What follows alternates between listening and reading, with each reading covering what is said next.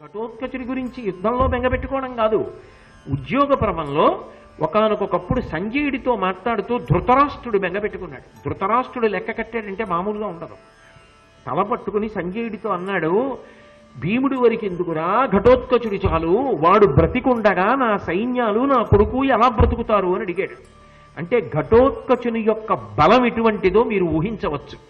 నేను మీకు అర్థమయ్యేటట్టు చెప్పాలి అంటే కృష్ణ పరమాత్మ భాషలో అయితే ఇంకొక రావణాసురుడు, అంతటి బలవంతుడు ఘటోత్కచుడు.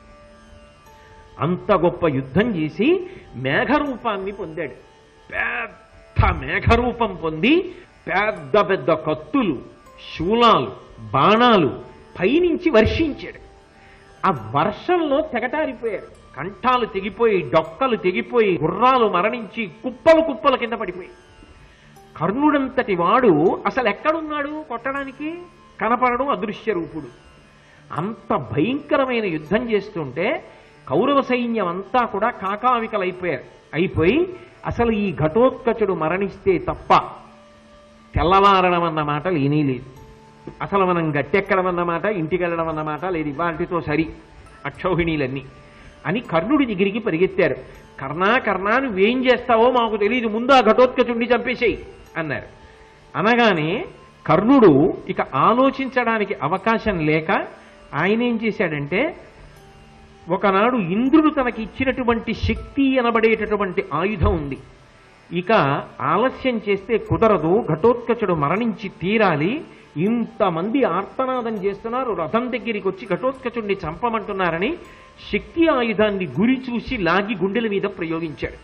అది ఘటోత్కచుని యొక్క గుండెలు బద్దలగొట్టి లోపల నుంచి బయటికి వెళ్ళిపోయింది. ఒక్కసారి పైనుంచి యుద్ధభూమిలో కింద పడిపోయి నడుం వరకు సొంగ ఏరులా కారిపోయేటట్టుగా అందులో పడిపోయి మరణించాడు.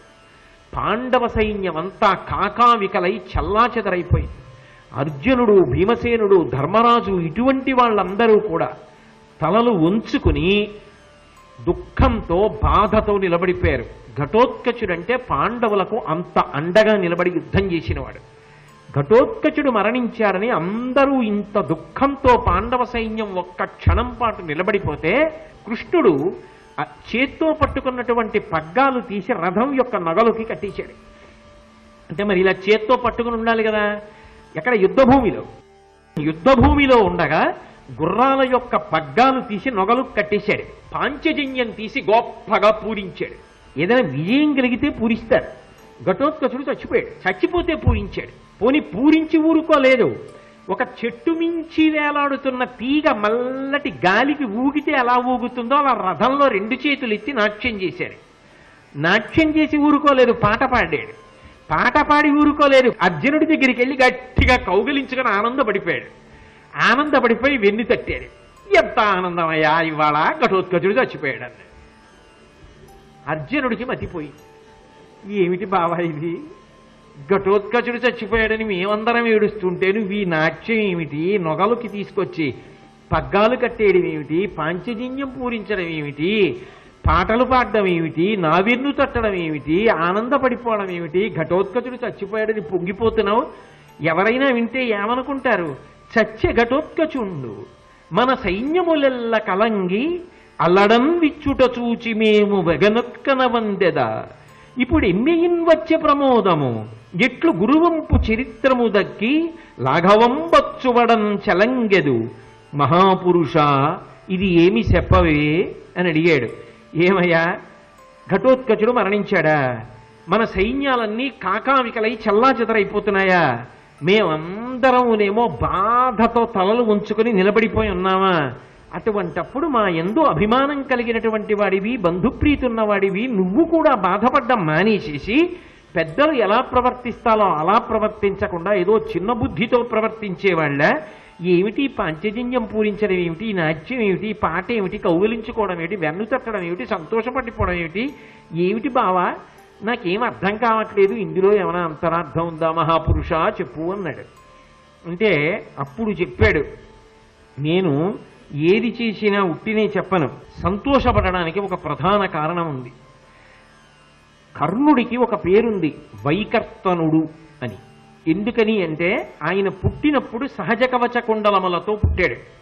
సహజ కవచ కుండలములతో పుట్టిన వాడి దగ్గరికి ఇంద్రుడు బ్రాహ్మణ రూపంలో వచ్చి నీ కవచ కుండలములను నాకు ఇచ్చి ఇమని దేహి అని నిలబడ్డాడు. ఇస్తానన్న మాట వెనక్కి తీయడు కాబట్టి కత్తి తీసుకుని తన చర్మాన్ని తానే కోసేసి తన ఒంట్లో ఉన్న కవచ కుండలములను ఉత్తరించి పైకి తీసేశాడు. తన చర్మాన్ని తానే కత్తితో కోసి తనలో ఉన్న కవచ కుండలాల్ని పైకి తీసి ఇచ్చినవాడు కాబట్టి వైకర్తనుడని పేరు. ఇంత దారుణమైన దానం చేశాడు కర్ణుడు. అది చూసి ఇంద్రుడంతటి వాడు కూడా ఒక మాట అన్నాడు, కవచ కుండలాలు పోగొట్టుకున్నావు కదా, దీనికి ప్రత్యామ్నాయంగా నీకు శక్తి అనబడేటటువంటి ఒక గొప్ప అస్త్రాన్ని ఇస్తున్నాను, ఇది ఒక్కసారి మాత్రమే పనికొస్తుందన్నాడు. ఆ శక్తి అన్న అస్త్రాన్ని అర్జున నీకోసమే దాచాడు కర్ణుడు.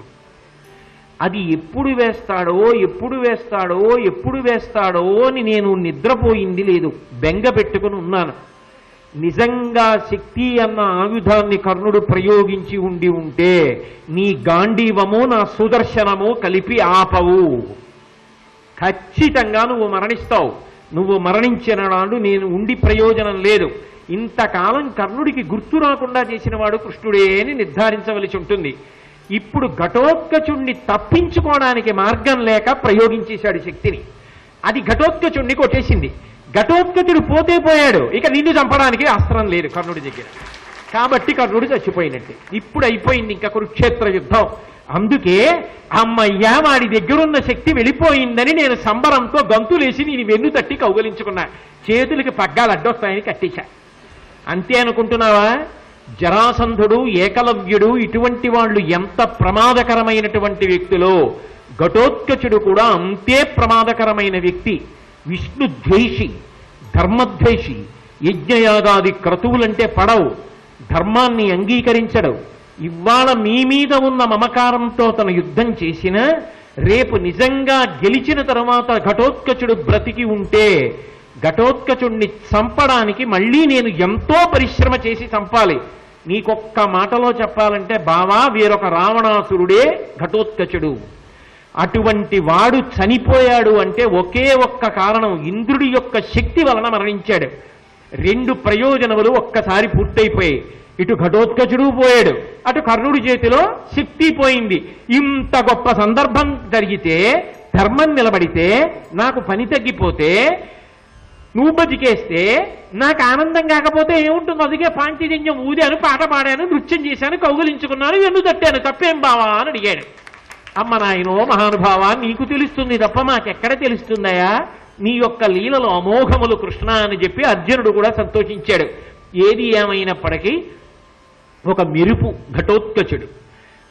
నిజంగా ధర్మాత్ములైనటువంటి పాండవులకి ఎప్పుడో కురుక్షేత్ర సంగ్రామ భూమి యందు ప్రమాదం వస్తుందని ఆది పర్వంలో వాళ్ళకి కావలసినటువంటి విరుగుణ్ణి పరమాత్మ ఇచ్చేశాడు.